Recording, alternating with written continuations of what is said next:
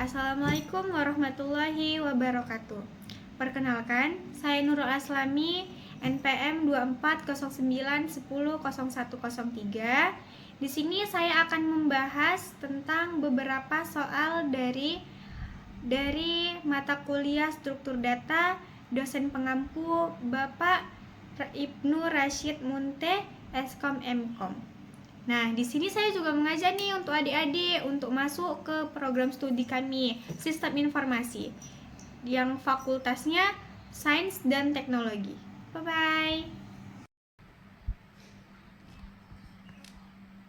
Di sini saya akan membahas soal yang pertama, yaitu buatlah algoritma untuk menghitung luas permukaan sebuah limas segi 4 dengan panjang, lebar, dan tinggi segitiga alas serta tinggi limas yang diberikan.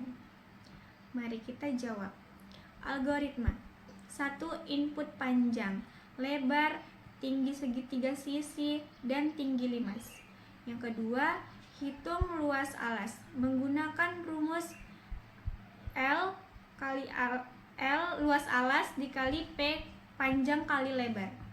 Yang ketiga, hitung luas segitiga sisi dengan asumsi ada 4 sisi.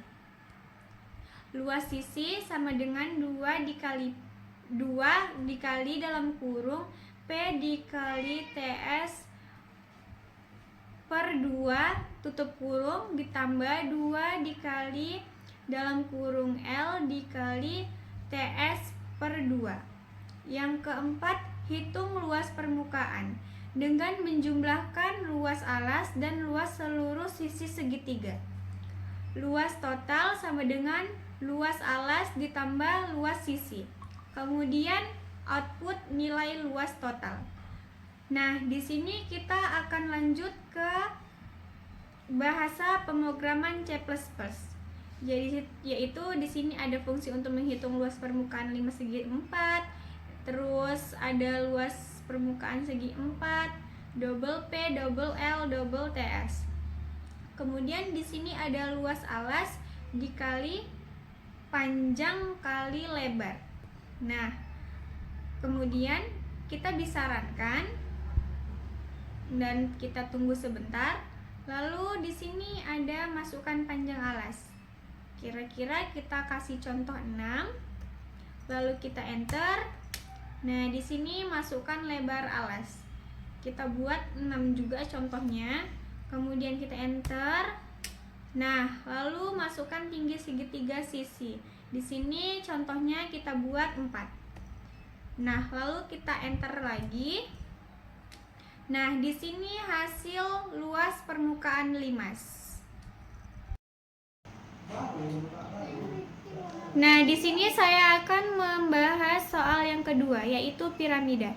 Bangun ruang dengan alas segi N dan sisi-sisi tegaknya berbentuk segitiga. Di sini kita bisa melihat gambarnya. Bangun ruang piramida yang dalam matematika disebut limas, memiliki beberapa karakteristik utama. Piramida memiliki satu alas yang berbentuk segi banyak dan sisi tegak yang selalu berbentuk segitiga. Sisi tegak tersebut bertemu pada satu titik puncak, dan jumlah rusuknya sama dengan jumlah sisi alas ditambah jumlah sisi tegak.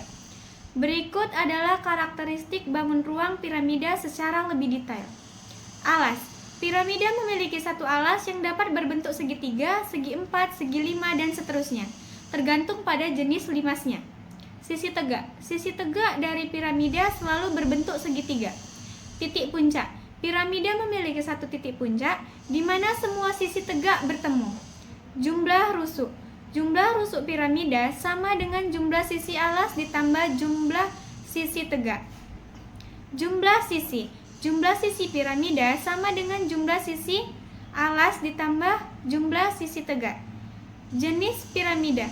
Piramida dapat diklasifikasikan berdasarkan bentuk alasnya, seperti limas segitiga, limas segi 4, 5 segi 5, dan seterusnya. Kemudian kita ada rumus volume piramida. 1/3 dikali luas alas persegi dikali tinggi.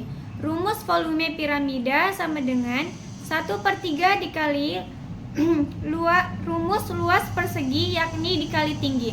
Rumus volume piramida 1/3 dikali sisi kali tinggi.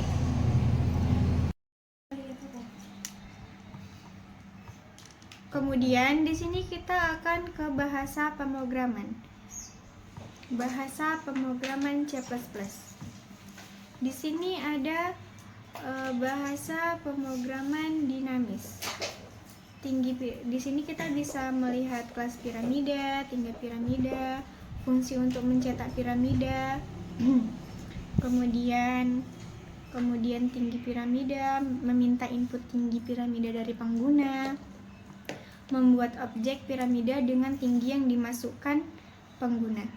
Kemudian di sini kita akan merankannya. Kita tunggu sebentar. Nah, di sini ada masukkan tinggi piramida. Kita buat contohnya 10 lalu kita enter. Di sini kita bisa melihat gambar piramida yang ingin kita buat. Kemudian di sini saya juga ada program statis. Statis in tinggi piramida statis. Fungsi untuk mengatur tinggi piramida. Fungsi untuk mencetak piramida. Cetak spasi, cetak simbol piramida, pindah ke baris berikutnya. Inisialisasi atribut statis. Nah, di sini meminta input tinggi piramida dari pengguna. Kemudian mengatur tinggi piramida menggunakan metode statis. Kemudian kita runkan. Lalu kita masukkan angka 10, lalu kita enter. Nah, di sini juga kita bisa melihat gambar piramida tersebut. Nah, bedanya dinamis dengan statis di soal ini, program dinamis lebih singkat daripada program statis. Kemudian kita di sini akan membahas soal nomor ketiga. Jelaskan konsep instrumen dalam kurung plus plus dan desremen dalam kurung min dalam operator pengasaan. Bagaimana keduanya dapat diterapkan dalam suatu algoritma? Konsep instrumen dan desremen merupakan operator dalam pemrograman yang digunakan untuk menambah atau mengurangi nilai suatu variabel secara langsung. 1. Instrumen digunakan untuk menambah nilai variabel sebanyak 1 dan bisa digunakan dalam dua bentuk. Pre-instrument plus plus x, nilai variabel ditambah sebelum digunakan dalam ekspresi. Post-instrument x plus plus, nilai variabel ditambah setelah digunakan dalam ekspresi. Yang kedua, desremen min, digunakan untuk mengurangi nilai variabel sebanyak 1. Sama seperti instrumen, ada dua bentuk, yaitu pre-desremen, nilai variabel dikurangi sebelum digunakan dalam ekspresi. Kemudian post-desremen, nilai variabel dikurangi setelah digunakan dalam ekspresi. Nah, kemudian kita ke bahasa pemrogramannya.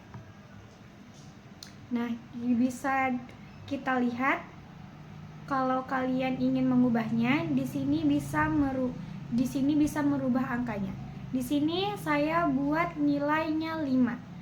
Kemudian kita runkan. Nah, di sini nilai awal sudah ada 5 seperti yang di sini. Setelah post instrument ada nilai 6, setelah pro desremen ada 5.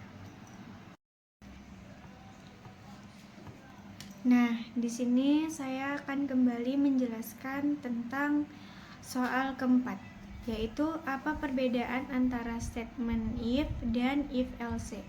Dalam pemrograman, berikut contoh program sederhana untuk mengilustrasikan perbedaan tersebut. Jawab. Statement if dan if else merupakan struktur kontrol yang digunakan untuk membuat keputusan dalam suatu program. Berikut adalah perbedaan antara keduanya. Perbedaannya ialah if mengeksekusi kode hanya jika kondisi bernilai true. Jika kondisi false, maka tidak ada tindakan lain. Sedangkan if else mengeksekusi kode jika kondisi bernilai true dan menyediakan alternatif kode yang akan dijalankan jika kondisi false. Nah, di sini kita akan ke bahasa pemrogramannya. Di sini ada bahasa pemrograman if.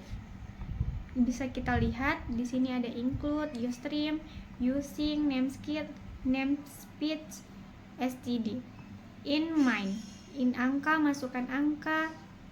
Kemudian kita runkan, lalu kita tunggu sebentar.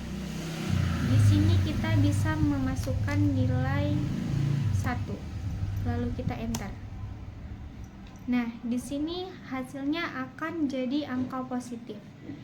Jika kita masukkan negatif, di sini akan hasilnya jadi angka negatif. Di sini kita ada program if else.